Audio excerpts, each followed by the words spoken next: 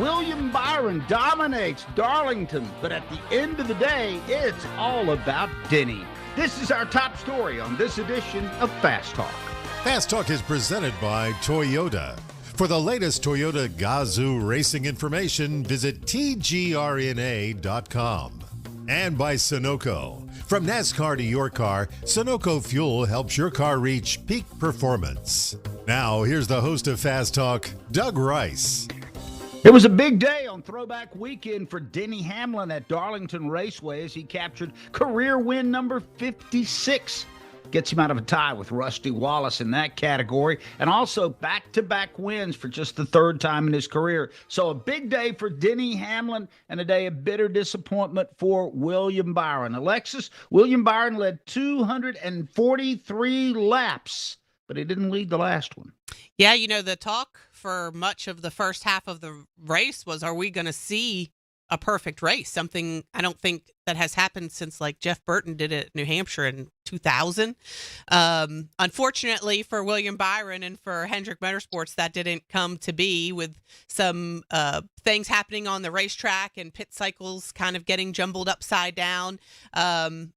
He was not able to keep that lead, and we saw some exciting things happening at the end of that race. Rudy Fugle had left him out a little bit longer than he probably should have, thinking back on it, though when you're the leader, you don't want to go too soon, because if you do, then you could potentially get yourself caught out by caution, which is exactly what happened in stage 2 to jumble things up.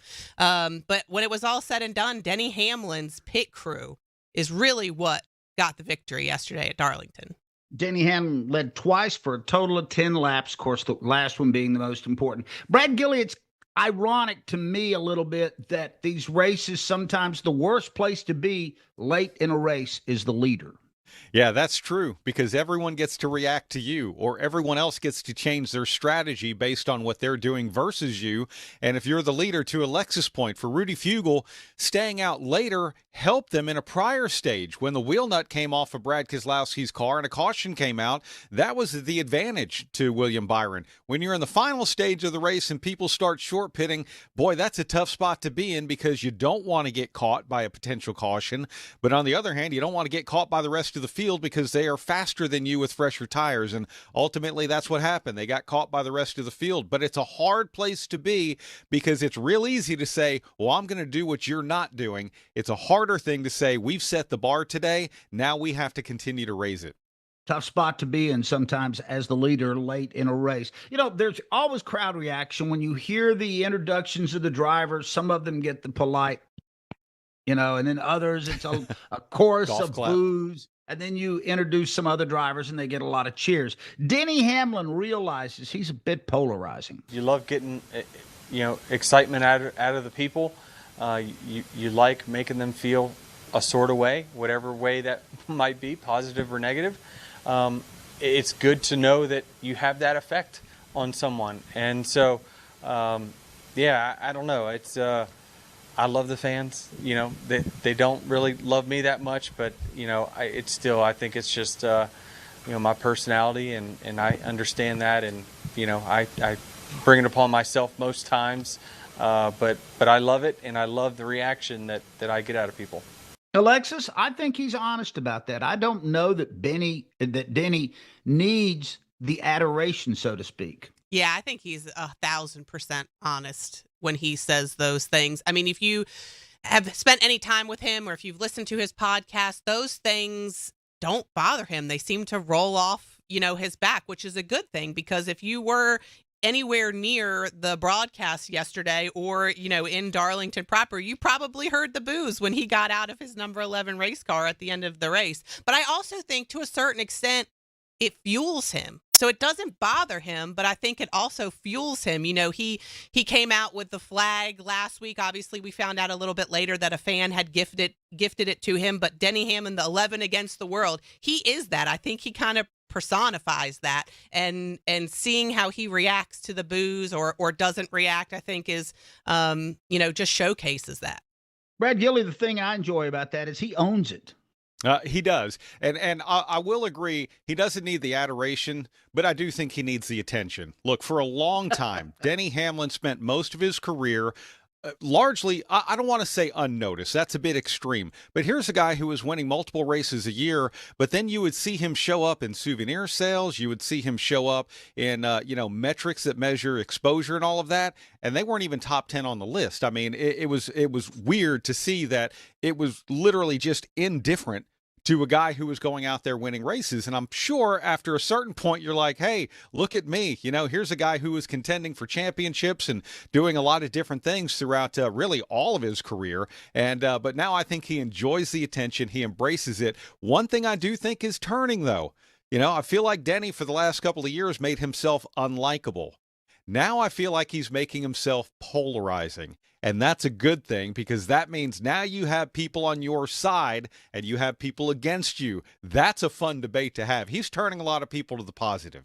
I think his podcast has been a huge step in the right direction. When I listen to it or watch it, I get a lot of good information when he's not being political, when he's talking about the race and the feedback in the race. I love that from Denny Hamlin. Of course, late in the race, it looked like Ryan Blaney was going to be the guy. He came on after that pit cycle that Alexis alluded to, kind of got William Byron back in the pack. It looked like Tyler Reddick was going to win it. And then methodically, Ryan Blaney ran down Tyler Reddick, asked him, and as soon as he takes the lead with 4 laps to go, that's when Kyle Larson gets turned around, brings out the yellow, and that leads to Denny Hamlin winning by his pit crew, getting him off pit road first. Let's hear from Blaney. I thought we had a great shot to win before the yellow. Tracked those guys down from a long way, and just the yellow came out and lost the lead on pit road, lost front row, and just didn't really have a shot after that. But definitely didn't want to see the yellow for sure. But that's the way it goes. Alexis, this could have been kind of redemption Sunday for Blaney. It's been a rough start to the year, but they showed, I felt like, that they're still very competitive, and it's probably just a matter of time. I think it's absolutely just a matter of time. When you look at that 12 team, I feel like even though they don't have any wins to show for it in the 2025 column, I think that they have been one of the best race cars on the racetrack week in and week out. They've had little things that have caused issues. They've had 2 blown engines and, other things, pit crew mistakes that have really hampered them being able to really flex the muscle and show just how strong they are with speed and other things at the racetrack. But you're right, it's only a matter of time. I think they do need to clean things up on pit road. Yesterday, twice they had incidents. Obviously, the late race one was the one that was the most costly, cost them the lead and the win. But also, I think there was one in the middle of the race that got them mired back in traffic, and Blaney had to race back up through the field. So I think they need to clean things up on pit road and a few other things internally, but they are fast and they are going to get to victory lane. Brad, you alluded to souvenir sales and popularity a moment ago. This is a guy that has no problem with that. I feel like it just almost organically, I hate saying that Ryan Blaney has become an easy crowd favorite. There's just a lot to like about him. Yeah, and for a lot of reasons. Look, he's good. He wins races. He's a champion of our sport, and that's a great thing. He's very entertaining. If you're at the racetrack and you've got your racing electronic scanner, tune into the number 12, especially if they're having a bad day. I can promise you'll be entertained. But he is just simply a good person as well. And look, I would have been furious yesterday if I was Ryan Blaney as that late race caution came out. I mean, you literally have battled your way through the field twice, and probably for about the 5th race of 8 races this year have had the fastest car on the racetrack, and all of a sudden something different just took it away. And look at the class that he exhibited in his post-race interview. There's a good reason why Ryan Blaney is so likable.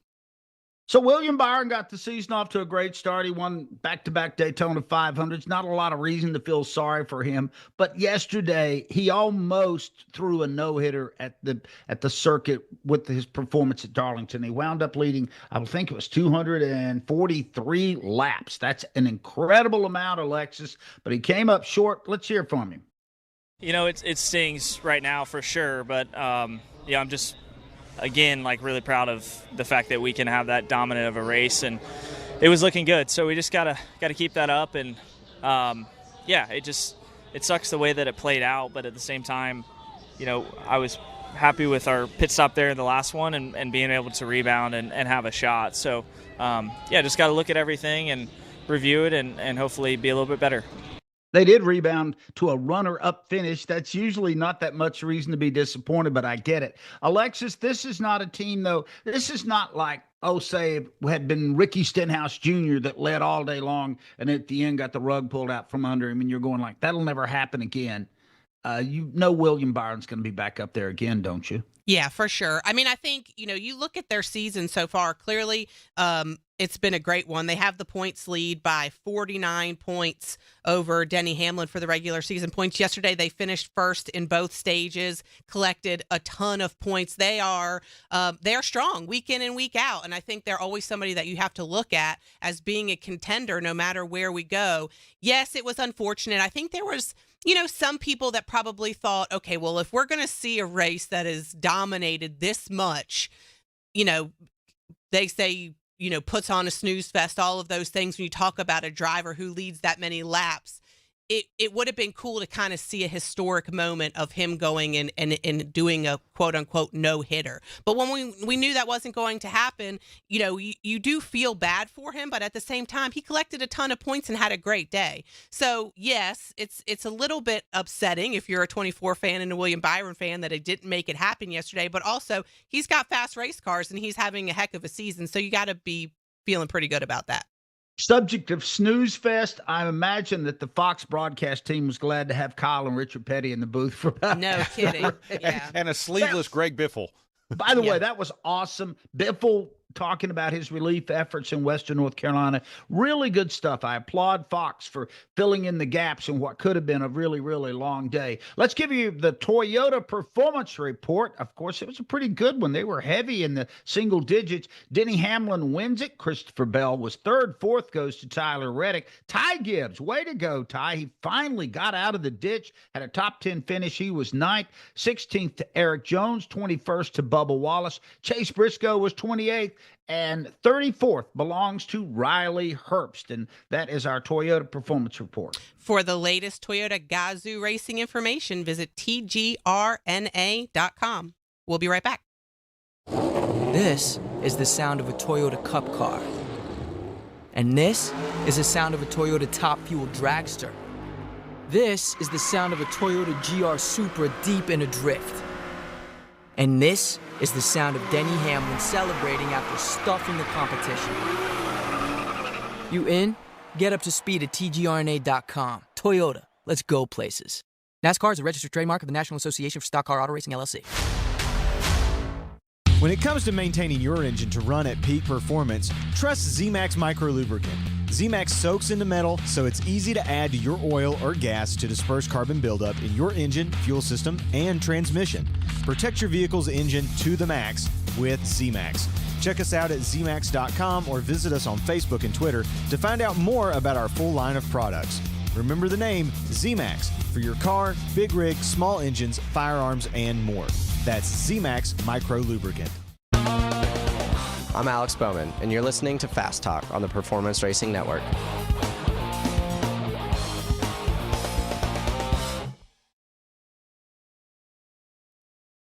Jimmy Johnson. Yeah. Where's his place in all of this? So I look at Jimmy Johnson, and maybe I have a little bit different perspective because I grew up with Richard Petty while he was winning all of his championships and stuff. And it was tough. It's tough to win championships. I mean, so many great drivers, as we go back in time, won lots of races and never won championships. So many great drivers won lots of races, never won Daytona. Those big moments, they just couldn't get over that hump. So to win 7, no matter how you win 7, is amazing. I believe, and I have said this a million times on a million different occasions, Jimmy Johnson's 5 in a row is the most underrated record in all of sports. It gets very little attention. Very little attention. We talk about Tiger Woods winning all these majors. We talk about Michael Jordan and LeBron James. You talk about everything that Richard Petty has done, everything Dale Earnhardt Sr.'s done. 5 in a row. Nobody's done 5 in a row.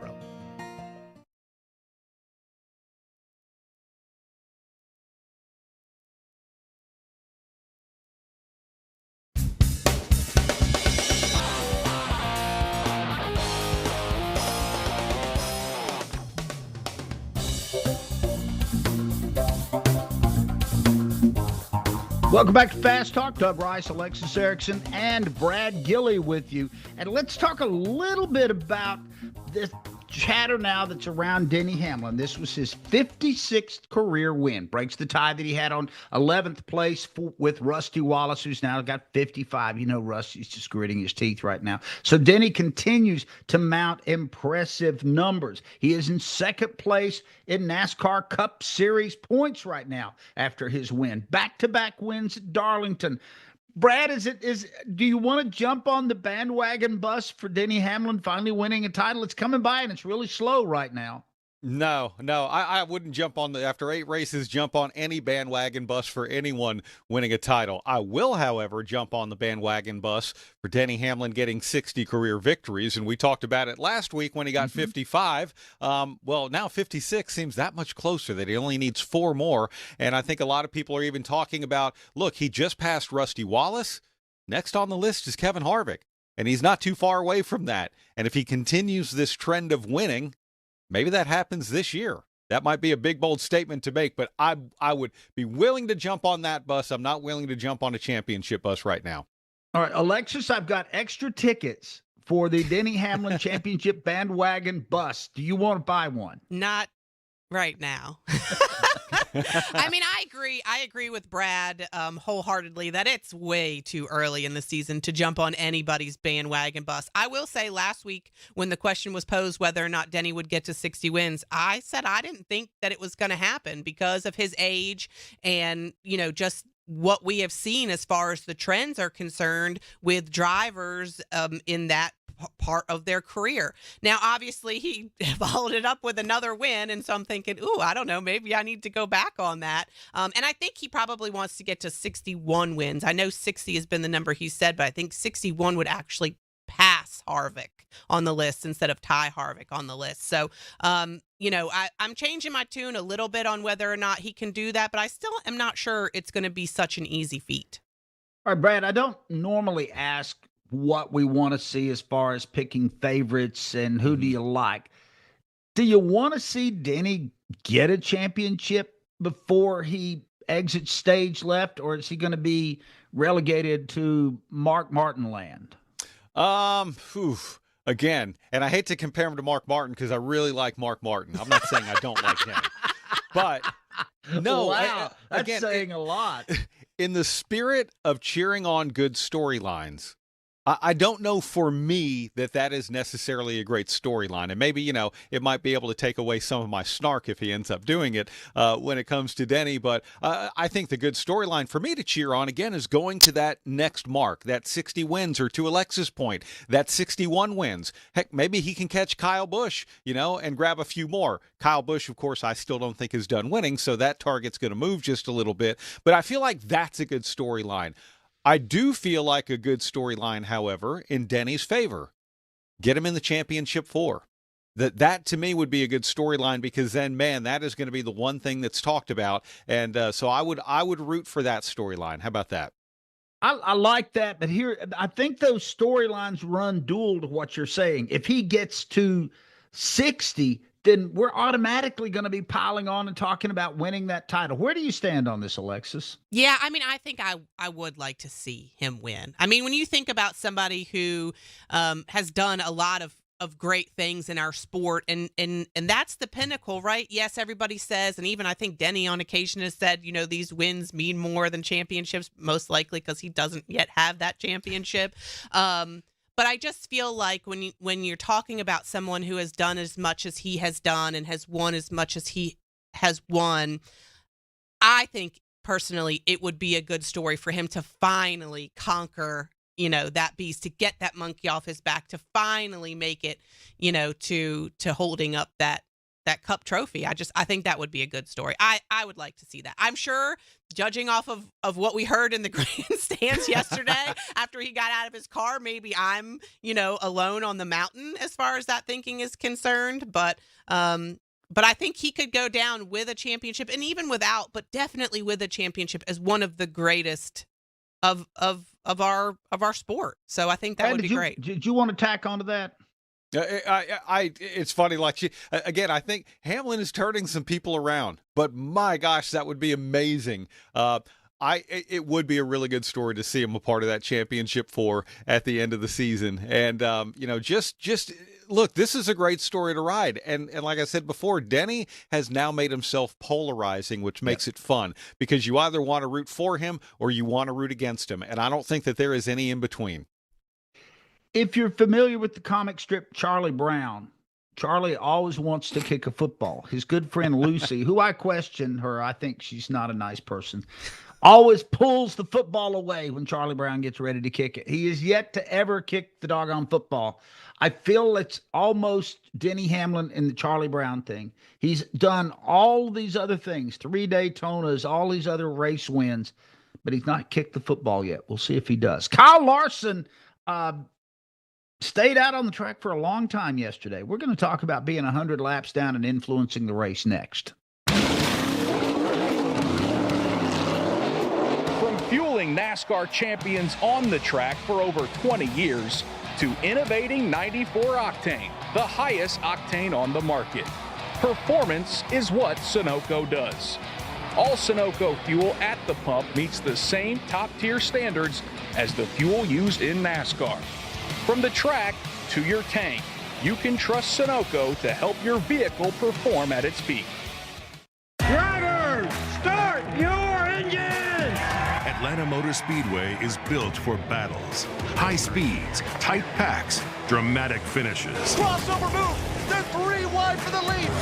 But you've never seen Atlanta Motor Speedway like this, under the lights, where every moment feels bigger. Experience the Quaker State 400, available at Walmart Saturday, June 28th. Under the lights in Atlanta. Get your tickets now at atlantamotorspeedway.com. I'm Bubba Wallace, and you're listening to Fast Talk on the Performance Racing Network.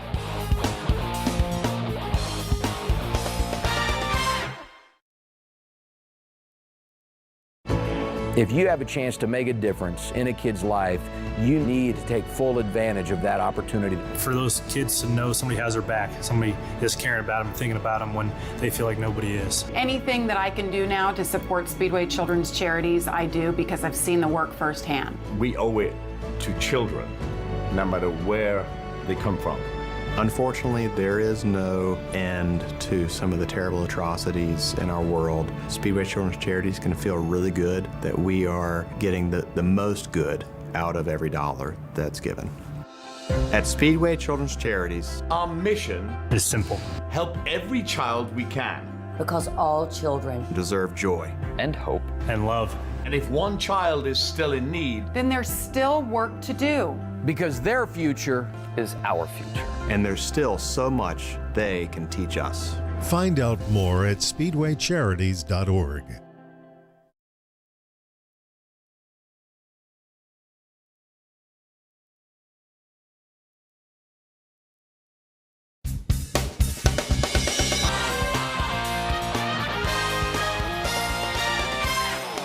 Thanks a bunch for joining us here on Fast Talk. I'm Doug Rice with Brad Gilley and Alexis Erickson. Before we jump into Kyle Larson being unduly responsible for the end of the race by being out there when he shouldn't have been, guys, I don't know if you're familiar. As I want to do on Sunday nights, I'm up watching Naked and Afraid. Okay, because I don't have much of a life, but they're new episodes now, so I don't know how they end. And so I'm watching it, and this promo pops up on Discovery Channel, and it's about something called the Red Bull Soapbox Race, and it premieres April 29th on Discovery, hosted by Dale Earnhardt Jr. Of course, he's everywhere, and our good buddy from Motor Racing Network, Mike Bagley. Were you guys aware of this? I was not. No, I'm aware of the race, but I'm not aware that they were going to be the two announcing it. That's awesome. That's cool. I'm really happy for Mike. Dale Jr. gets everything. I mean, I'm happy for Dale, but it's not like he needed that to propel his fame. But Mike Bagley going to be on the Discovery Channel with the Red Bull Soapbox Race. It looks crazy. I watched a little bit of the previews, and by the way, the 3 people made it 21 days on Naked and Afraid. So did it say when it aired? Did you write that down? It's April 29th at 9 p.m. That's April 29th. Okay. Yeah. I'll have to check that out. Had to keep track of that between the people getting kicked off the island. Anyway, never mind. All right. Sorry I went down that rabbit hole. Brad Gilley, I was listening to a little bit of your post-race show on Sirius, and you talked about this, and I was thinking it at the time that it happened. Kyle Larson is out on the racetrack. He spins with 4 laps to go, directly keeps Ryan Blaney from winning the race. But the bigger question is, did he even belong out on the racetrack at that point? He did not in my opinion. And just for the quick backstory, NASCAR's new damaged vehicle policy rules do allow for this. You know, in the past, we would see someone wreck. They'd go back to the garage for 60 laps. They'd come back out. Their car would look like a modified with no hood and fenders and all of that. And then it was like, okay, we need to go away from that because maybe these cars aren't safe to be on the racetrack, or they're going to throw debris or different things like that. So then we had the 7-minute clock. What evolved to be the 7-minute clock? It changed over time, where you had that amount of time on pit road to exact repairs to your car. Well, now NASCAR says you can indeed go back to the garage. You get one chance to make minimum speed, and if you don't, you're out of the race. But if you do, you can continue to the race. So Kyle Larson finished second to last. J.J. Yaley was last at Darlington Raceway. J.J. Yaley ran 30 laps. Kyle Larson at the time of this wreck was 160 laps down, just over 160 laps down. With 5 to go, he was going to have to make up 72 laps to catch the next driver on the track, which would have been Josh Berry. That was not going to happen. And I understand, let's go out there, let's learn what we can, so on and so forth. But there does come a point where now you're not going to gain anything. Even if they would have passed Josh Berry, it would not have impacted their points total anyway, because those last positions only pay 1 point. But at a certain point, you need to say, we're not a part of the show. Let's make sure that we don't influence the show. And unfortunately, they did. There was no reason for them to be out on that racetrack with 5 laps to go, in my opinion. Alexis, should they have stayed in the garage? I mean, I can't argue that. I understand why they wanted to fix the car and to do all of the things. I mean, Cliff Daniels said after the race that there were multiple reasons why. Number one, to give their team reps in even going through the damaged vehicle policy as it is today, because of the fact that for years it wasn't like that. As Brad alluded to, you couldn't go in the garage and do that. So a lot of the crew members don't have experience with that, especially not with the next gen car. So doing that, going through the reps, fixing the car, getting it back out there, I 1,000% agree with all of those things. But as Brad said, when you're coming down to 5 to go, you know, in that time zone, in that time frame where there are so many things happening that you could potentially impact the outcome of the race in a not favorable way, just pull over, man. Like, it's not worth it. You know, I will argue a little bit. I think obviously if that caution did not come out, then it would not have put Blaney and his team in a situation where he loses spots on pit road. But I'm not sure that you can say Kyle Larson lost Blaney the race. I think Blaney's pit crew, unfortunately, lost Blaney the race. I think Kyle Larson had a whole lot to do with it. Well, I mean, he did. He's The winner thanked Kyle Larson. No, he certainly did. But I also think that if Blaney's pit crew had been able to get him out in the same position that he entered pit road in, that might have been a moot point. Is what I'm saying. If the team is using, we need the data from the car for that amount of time, because, you know, you get all that SMT data. Their data was corrupted because Kyle Larson's not out there turning premium laps. He's just out there riding around in a damaged race car, 160 laps down. I'm like you, Brad. When I heard you say that, I went like, yeah, I didn't mind the old DVP. I didn't mind it. If you went into the garage, you were done. Good night. Yeah. Have a nice day. Go home early. Pull off with 10 to go. That detracted from anybody. Well, yeah. I mean, you weren't going to learn any. Pull off with 10 to go. I get going back out there and seeing what you can learn and what you can do, what's important to fix on the car and what's not important. I mean, those are pretty valuable things for them to be able to learn. But pull off with 10 to go. There was nothing more to gain at that point. And I think it should be self-policing. I mean, Brad, you had talked about this in the break where you know, folks had called into the post-race show and said, oh, well, maybe NASCAR should make a rule. No, we don't need any more rules. I think as a driver and a team, you should say, okay, well, I don't want to be a factor in impacting this race. I'm going to pull off the racetrack at this point. I think, unfortunately, the waters get a little bit cloudy and muddy with the old DVP policy, because you have situations like Josh Berry, I forget what racetrack it was, where he just got towed into the infield, and then he was not able to continue on to his race when he very well could have if he had just gotten 4 fresh tires. So I think there are reasons why NASCAR decided to reinstitute this policy where you can go in the garage and fix your car, and I think that was a good thing. But yeah, we just have to use common sense, you know? Well, sometimes that's a rare commodity. I get it. I understand. Yeah. I understand where the teams are coming from. They want data collection. I get it. But when that interferes, like Brad, I liked what you said. When you reach a point that staying out will not gain you anything else, take it to the garage. Get out. Don't be a part of the story. This was like the officials deciding the end of the race. This was a non-factor car directly impacting the end of the race. Throwback weekend. Is it time to throw it back? We'll talk about that next. This is Kyle Petty for Echo Park Automotive, and I'm here to tell you why you should shop Echo Park before you buy a car, truck, or SUV. Over half of inventory at Echo Park is priced below $25,000, and car for car, truck for truck. Echo Park Automotive's pricing is $3,000 less than the competition. Maybe that's why Echo Park has over 95,000 five-star reviews. Echo Park Automotive is built to make sure you drive away happy. It's even in their name, Echo Park Automotive. Every car, happy owner. The official used car dealer of Speedway Motorsports. Race fans, get ready. Nashville's NASCAR Night Race is coming your way. 3 nights, 3 action-packed races. May 30th through June 1st, the stars of NASCAR battle under the lights at Nashville Super Speedway. It all starts Friday with the Rackley Roofing 200 Craftsman Truck Series, followed by the Tennessee Lottery 250 Xfinity Series Showdown on Saturday. And then Sunday night, it's the NASCAR Cup Series under the primetime lights. Don't miss your shot to witness NASCAR history in Music City and rub shoulders with all the Nashville stars. Get tickets now at NashvilleSuperspeedway.com. I'm Eric Almirola, and you're listening to Fast Talk on the Performance Racing Network.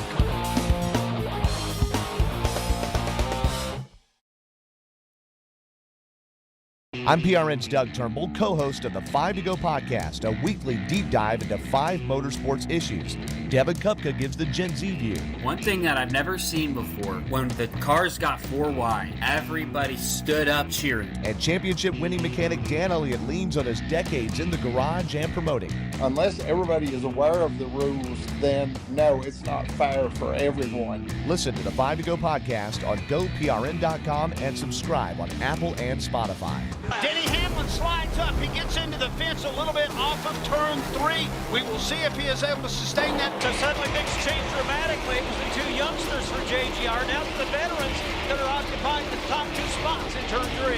Hamlin out front for the 11th time today. Denny Hamlin gives up the lead. Side by side going into one. Truex down low. Hamlin up high. 3 wide in front of them. On the bottom is Chastain. Up top is Austin Dillon with Gilliland in the middle. It's Bristol, baby.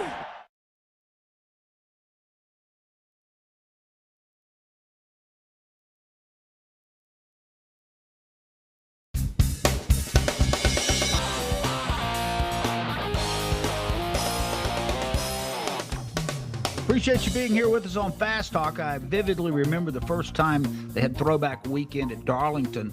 I think it was Alexis Erickson and myself. We made a trip down on Friday just to see all the cool cars. That was a pretty neat experience, Alexis. It was very cool. I mean, and at that time, the teams were like, they were going all out. They were changing to old-timey uniforms, and I mean, everything that you could do to kind of throw a nod to that era was done. And it was almost like a time machine stepping into the garage that day, I remember.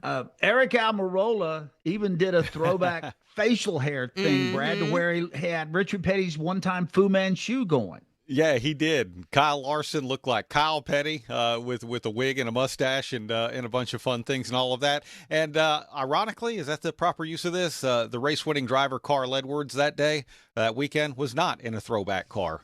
So that's the way that one went. Unfortunate. So before we get into the main topic of this, was there a favorite? Alexis, we'll start with you on the Cup side. I think 19 teams did throwback schemes. for the Cookout 400. Was there one that jumped off the board for you? Well, I thought the 2 of Austin Cindric throwback to Dale Earnhardt was really great. I also think, and a lot of people say this maybe isn't in the spirit of things, but Josh Berry's throwback to the IndyCar, Clark IndyCar, that the Wood brothers actually pitted and won an Indy 500 with, I thought was really cool too. Yeah, I would agree. I agree. Like Josh Berry's, I'm a bigger fan of in that regard because it has a great story. And look, we all have our own rules. I think if you're going to throw back to something, you need to look at the car and it's the same colors, same fonts and all of that and go, that's what that is. Austin Cindric's was. I'll take race winner Denny Hamlin. It was a throwback to a Carl Edwards Office Depot paint scheme. And it was the exact paint scheme, which you looked at Denny Hamlin's car and you knew exactly what that was. So those were probably my top 3. Yeah, I agree on all that. And, of course, since my allegiance before I got into the game was to the Petties, Eric Jones is 43. That looked pretty good. By the way, it was cool having Richard and Kyle Petty on the Fox broadcast for a good bit yesterday.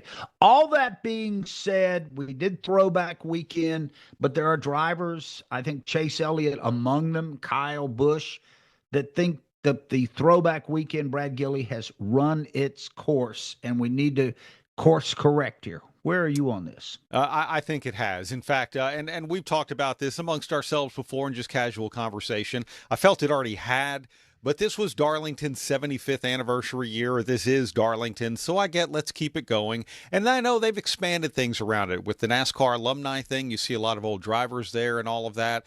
But at a certain point, okay, let's do something new. Let's do something different. I feel like it's run its course. And you go back and I think of a lot of historical things. And I know we're talking about history, but some of those paint schemes, I thought, man, if they win the race, this is going to confuse a lot of people when they go back and look at the pictures later on. Yeah, I get that. Alexis, what are you thinking about throwback? Is it time to throw it back? You know, I think there's a way to continue to honor the history of our sport at, what better place to do that than at Darlington, that maybe isn't centered around the paint schemes. Because I think the paint schemes are the things that are the stickler for people. Like, Denny Hamlin talked about, and I've heard a few other people mention it, for these sponsors that are spending millions of dollars to have 4 or 5 different weeks with their paint scheme on the car, they don't want to throw it back to a different paint scheme that doesn't honor their brand and what they're trying to represent. And I totally get that. I mean, where we are right now with the sponsorship model is not where we were when this started. And so we have to consider that. But you've said a couple times on this broadcast how cool it was to have Richard and Kyle Petty in the broadcast booth. Let's keep that. Let's keep having the Hall of Famers, the Wood brothers. It's their 75th anniversary too, and their family and team members did the command. That's very cool. You had a lot of people that were Hall of Famers that were there representing the sport that the fans got to mingle with and have autograph sessions with and talk to at tweet ups and certain things. That's very cool. Brad Keselowski talked about on Twitter about going out into the fan zone and seeing fans in throwback crew shirts and really embracing the weekend, talking to people and hearing them say that that's a big reason why they come to this weekend because, it's a thrill for them to be able to kind of look back at the history of our sport. So I think maybe we just don't have the thing that the linchpin of it all be the paint schemes. It doesn't have to be that. Let's reimagine it to still honor what the history and the legends of our sport, but just maybe do it in a different way. I agree with you 100%. I think they put too much weight on the paint scheme part. There are so many other things that you can do, like they did in North Wilkesboro. Brad, you and I were up there for the very first All-Star race back at North Wilkesboro, and that felt like you'd been in a time tunnel and gone back 50 years, but it wasn't centered around look-alike paint schemes. They pulled it off. Yeah, that's a great point. You can honor your history, and I like what Alexis is talking about. There are plenty of ways where you can do that and throw back. I don't know that if it stays moving forward, teams need to necessarily feel the obligation that we have to do a special paint scheme. And people had talked about, well, only half the field had done it. I don't know that we've ever really had much more than half the field ever do throwback paint schemes anyway. but there are a lot of ways to do it. It's alumni weekend. Maybe you could feature, 3 different drivers or something like that and plan to have 3 different cars honor them and not make it such a, it's fun when you see them and go, wow, I know what that one is. It's another thing when you look at it and go, help me out here. I don't understand what they're doing. Yeah. And by the way, if you're going to put out a throwback, don't just show me the picture of the car that you're going to race. Show me the picture of the car that you're throwing back to as well. That's one of my annoyances. Also, don't throw back to a late model that you ran 15 years ago. We don't care. We just don't care. To the bigger picture here, I think sometimes this sport gets enamored with our history. And we worry too much about what was, and we are throwing back, and we're looking back like, oh, that was the golden age of NASCAR racing, and can't we have that again? Maybe we need to be looking down the road at what we can do to get more people and younger people and a bigger demographic interested in the sport instead of living in the past 50 years ago, 75 years ago. And I love that stuff too, because I was around for a lot of it, but we need to be looking ahead. And I will challenge Fox next year when they get ready to do the Daytona 500 to not have a highlight of Dale Earnhardt winning. They can't do it, Brad. They cannot do it. I was saying, or the 1979 Daytona 500. There have been plenty of cool finishes since then. Denny Hamlin's first win, like photo finish with Martin Truex Jr. That's one that just jumps out at me and comes to mind. I mean, there have been a lot of cool Daytona 500s that weren't just those two. Yeah, that it's easy to go to those two, and I'm taking nothing away from them, but there's been a lot of other great races there. Anyway, I digress. Coming up, we are going to break it down and chat a little bit about green flag, black flags. For anyone who's worried about back taxes, has not filed tax returns, and doesn't know what to do next, stop and listen. Not filing your taxes can have severe consequences, especially in this political climate. Now that COVID is over, the IRS is getting aggressive, massively increasing enforcement and collection efforts. With politicians making all sorts of promises, especially when it comes to taxes, hiding and not dealing with your taxes will cause you harsh legal and financial ramifications. But right now, the IRS offers forgiveness and writes off a massive amount of tax debt. The Tax Doctor offers a free service that helps people get out of IRS collections and back in good standing with the government. Don't hide or bury your head in the sand. Take advantage of our free service. Call now to learn more. 800-393-5045. 800-393-5045. 800-393-5045. That's 800-393-5045. I'm Ty Dillon, and you're listening to Fast Talk on the Performance Racing Network.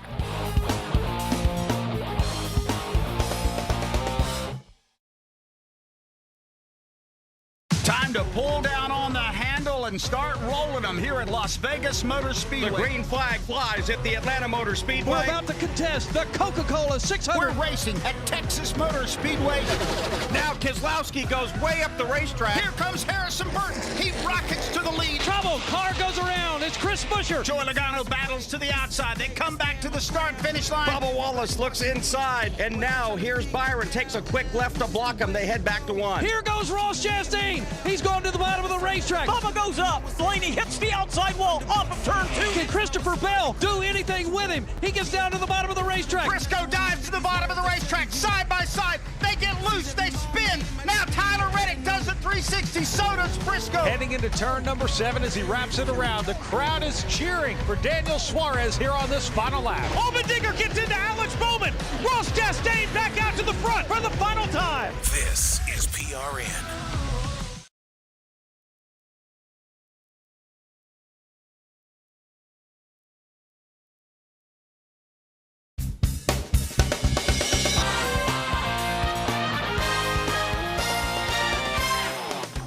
Cookout 400 is in the books at Darlington Raceway. Denny Hamlin gets the win, number 5-6 on his career, breaks a tie with Rusty Wallace, and all is looking pretty good for Denny right now. Second place in points with everything else going on in his world. I got to commend Denny Hamlin for having the clear vision to pick up a couple of wins. This one was assisted by the late race wreck, but he went out and took advantage, and his pit crew got him out first. It is time now for the legacy part of our show with a little green flag, black flag. It's time for another edition of Green Flag, Black Flag. All right. Sticky buttons. Get you every time. I know, they do. They do. All right, we read carefully prepared statements composed by professional writers and the greatest minds in the sport, and we run them by our panel. They're also some of the greatest minds in the sport, so we see what happens if they give it a green flag. Yeah, that's what you hear right there. If you give it a black flag because they disagree, that's right. And if they're all in harmony, there you go. I think we start off with Doug Rice from his Driver! Whoa, hold on. Listen. Those sticky buttons again. Hold on. Yeah, we have them all. All right, here we go. I'm going to start out with Doug Rice here. Denny Hamlin will win 5 races this season, and 3 of them will be in a row. I've got a black flag that. I think he could win the 5 races, but 3 in a row, that's a Christopher Bell territory. Yeah. Yeah. How about it, Alexis Erickson? Well, I went out on a limb with Christopher Bell, and we're going to Bristol, where Denny Hamlin is the defending winner. He's pretty good at that racetrack. So, you know what? Why not? I'll go out on a limb for Denny Hamlin. I say he wins 3 in a row. I'm going to give it a green flag. But But well, I was going to say I was going to give it a green flag for the 3 in a row, but not the 5 wins this season. But I guess I can't do that, huh? I'll give him the 5. I'll give him the 5 wins too. Why not? The 3 in a row, it comes like this. This third one comes this week. Yes. This is this week. Okay. Correct. Gotcha. Brett Gilly. Green flag all the way. And look, I don't feel like it's going out on a limb saying a guy could win 3 in a row when he was so successful at the prior track or at the next track last year, like Denny Hamlin was when he won at Bristol. And 5 in a row, yeah, I gave that to him last week as well. All right. But not 5 total, not 5 in a row. I was saying 5 in a row. Let me clarify. Optimist. That's right. All right, here we go. Where he dropped the I beat all your favorite drivers or something. I think like so. It was the night race of 2023. Yeah. Classic. And then what was it? Somebody in his family said, "Don't do that again." His father, His after dad. he did it in the Clash of 2024, his father Don't said, do that again. "Yeah, give it a rest." Way to go, Dad. It's already old. All right, here we go. Let's go to Alexis Erickson for this one. The Bristol Gladiator sword has become cooler than a grandfather clock as a trophy. Oh, man. Look, I think they're both really cool, but kind of in their own way. I'm going to say green flag, just because, who doesn't want to hold a sword? I might toss this one to Doug next because you have a sword, don't you? You have a sword from Bristol. Yeah. Folks at Bristol gave me one to celebrate my retirement. I think it's as cool as it is. I think it's got a little catching up to do because the grandfather clock has such a legacy. Ask me that again in 10 years, and I'll probably say it is. Brad Gilly. I'll say black flag because I don't want to put one above the other. And look, I guess you could have a sword hanging on your wall, but a grandfather clock can sit in the living room and you can set that thing to chime every 15 minutes if you want. Nice little reminder of what you've done. Very good. All right, Brad, we'll start with you on this one. John Wayne, on this day in history, 55 years ago, won his only Oscar in the 1970 classic True Grit. The driver displaying the most grit right now is Ryan Blaney. I would say black flag. I think he's displaying the most unfortunate luck and mishaps along the way. All right, Doug Rice. For most people today, the first part of that question is you have to explain who is John Wayne. Well, or wait, I saw True Grit like 10 years ago. Oh, wait, it was a remake. It was a remake. Yeah, it was a remake.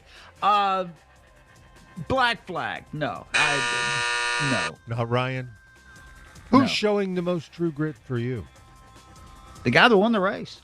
There you go. With everything that's going on around in his world right now, lawsuits, another kid on the way, co-owning a race team, for him to go out and win back-to-back races, that's got some John Wayne swagger to it. All right, Alexis. Yeah, I think I'm gonna have to go black flag too, and agree with Doug. I would put Denny in that category for sure. All right. Final question, Doug Rice, goes to you. Next year, everyone should have to throw back to their first car, like Doug's pea green 68 Chevelle. I got my dad gave me that. I think that was ultimate revenge for him. You know what? I kind of like that. Yes. Yeah. Let's throw back to the first car that you ever owned. Your first driver. Yeah, I'm good with that. Alexis Erickson. Yeah, but when you're talking about the drivers in the field today, most of them are not throwing back to 68 Chevelles. They're throwing back to like 1995 Honda Accords or something, which is cool, I guess, but it's a little bit different there. I'm going to say black flag. All right, Brad, what do you think? Hey, I'd love to be out there on the track with a 1984 red Mazda SE5 pickup truck. Green flag. Bet you wish you had that now. I wish I hadn't run it into a tree. Story to come. Unfortunate for you and the tree. Yeah. All right, so that puts the wraps on green flag, black flag. Thanks a lot for playing along. We'll take a timeout, and we'll come back with one last thing. From fueling NASCAR champions on the track for over 20 years to innovating 94 octane, the highest octane on the market. Performance is what Sunoco does. All Sunoco fuel at the pump meets the same top-tier standards as the fuel used in NASCAR. From the track to your tank, you can trust Sunoco to help your vehicle perform at its peak. We work hard to keep our cars looking great on the outside, but engine components need our attention too. That's where you can trust Z-Max Micro Lubricant to disperse carbon buildup in your engine and fuel system. To keep your car or truck running at its peak. By soaking into the metal of your engine, Z-Max Micro Lubricant improves performance, extends engine life, and reduces emissions. Trust the many customers who've said, "Thanks for saving my engine." Find out more at zmax.com or follow us on Facebook and Twitter. I'm Ryan Blaney, and you're listening to Fast Talk on the Performance Racing Network.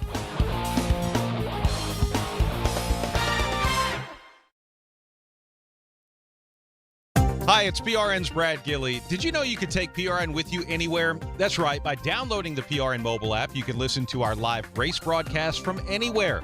Make sure you don't miss a second of the action from the track. Download today for station listings and on-demand access to your favorite studio shows like Fast Talk, The Pit Reporters, or Garage Pass. Get all the latest racing information at your fingertips with the PRN mobile app. Available in the Apple App Store and on Google Play. Hey, I'm Corley Joy for Speedway Children's Charities. The mission for Speedway Children's Charities has remained true since its founding almost 40 years ago, to care for children in educational, financial, social, and medical needs in order to help them lead happy and productive lives. So many children have benefited from our group in the past, but we need your help now more than ever. There's so much we can do when we all join together, so let's start today. Visit speedwaycharities.org to learn more. I thank you in advance for your help.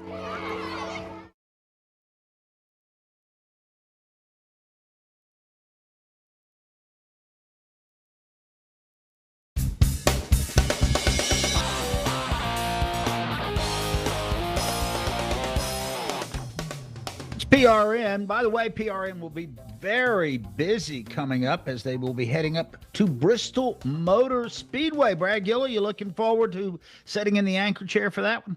I am. Triple header weekend. We've got the NASCAR Racing Network for trucks on Friday. I'm getting ahead of myself here. And then, of course, the Xfinity Series on Saturday, the SciAps 300 and the Food City 500. Yes, for several reasons, Doug, because I love that part of the country. Western North Carolina, Eastern Tennessee is one of the most, if not the most, in my opinion, beautiful parts of our country. And to be able to go out there and explore and go to one of the coolest tracks on the schedule, absolutely, very much so. Yeah, it's a highlight moment. We'll see if Denny Hamlin can win 3 in a row there. What's it time for, Kent? One last thing. All right, this is where we get to put a button on our thoughts. It can be about racing or anything else going on in the known or unknown universe. Let's start off with you, Brad. All All right, I was thinking about this last week, actually, when Denny Hamlin won Martinsville Speedway, which he had done several times. Martinsville is the oldest track on the schedule. It was there when NASCAR was formed. It was there as part of the 1949 season. The next year, 1950, Darlington made it onto the schedule, the second oldest track, the original paved super speedway in our sport. You look at Richmond, 1953, although it's evolved since then. You look at Charlotte Motor Speedway, 1960, Bristol, 1961, Daytona, 1959, Talladega, 1969. You talk about throwbacks in our sport. We don't rebuild our stadiums. We do rebuild the stadium portion of it, but the racetracks, for the most part, stay the same and stay in the same place. That's a pretty cool thing. You go to Charlotte Motor Speedway for the Coca-Cola 600, you're going to see a lot of Charlotte Motor Speedway that was there in 1960. You go to Bristol Motor Speedway this weekend, the terrain, everything around this racetrack, you can see a lot of original Bristol there. Our history is very much preserved. We are literally a throwback sport, but in a very cool, modern way, and we're very fortunate for that. It's a really, really good point, Brad. That's excellent summation there. And I don't think we will ever have any more new purpose-built speedways. I don't think so either. The capital investment there, Alexis, is just too much. Alexis, what are you thinking about? Well, I just wanted to mention the fact that I used to travel quite a bit for Performance Racing Network. I used to go to every race that we had. Then COVID hit. Then I became a mom, and my travel schedule just isn't what it used to be. But this weekend, I do get to go to Bristol Motor Speedway, which I'm very excited about. It's one of my favorite racetracks that we race at. And I know Brad already alluded to it a little bit, but we'll have the truck race coverage from the NASCAR Racing Network, kind of powered by PRN this weekend. That's at 7 o'clock on Friday night. Saturday, we've got 2 o'clock practice and qualifying, the Sci Apps 300 NASCAR Xfinity Series race at 4:30 on Saturday. And then on Sunday, it's the Food City 500. Last year, we saw, obviously crazy things happen with the tires. I don't think we're going to see that again, but I know we will for sure see a good race. So if you're out in Bristol and you see me, say hi. If not, please tune into our coverage. It's going to be great. Do all of that. Make Alexis's day. One of the last times I was at Bristol, Brad Gilly and I found a neat biker bar near the racetrack. Oh, yeah. The only downside was it was right before the race, so we're in there drinking Coke Zeros instead of a real libation. But it's a cool spot. I don't even know if it's still there, but random thoughts from Bristol. We talked about new speedways, and there probably won't be any more new big speedways built, but there has been a new structure right next to Charlotte Motor Speedway. It is a purpose-built road course called 10 Tenths Motor Club, and it's where folks who have exotic and high-end cars can go play, and they can have specific races and SCCA events and all sorts of vintage car racing. And I'm 70 years old. I just turned 70 back in March. I had never really paid any attention to vintage car racing. I got a call that said, "Do you want to come do this on PA?" Sure. I spent the next 10 days drinking out of a fire hose to find out about vintage Trans Am car racing. Thank you, Ralph Shaheen. He does such a great job calling the races that when I found him on YouTube, I felt like I was brought up to date. Went over, did the PA for that, did the PA for a Pro-Am event where drivers were paired with an amateur who paid a lot of money to race with them. Surprisingly, it was won by Jeff Gordon. But there are always new experiences out there to be had, and I was thrilled with it. I didn't know what I was going to react to with it, but it was great. Special thanks to Matt Yoakum and Jose Castillo for tagging along and helping cover that event. And guys, I know that we've kind of been not vitally involved with the construction of this, but I think Speedway Motorsports and Hendrick have also teamed up on this. I think they've got something really special going on there, Brad. Yeah, I would agree. And you look at what happened for the Heritage Invitational this past weekend and go to the 10 Tenths Motor Club social media. It is literally a who's who of car people.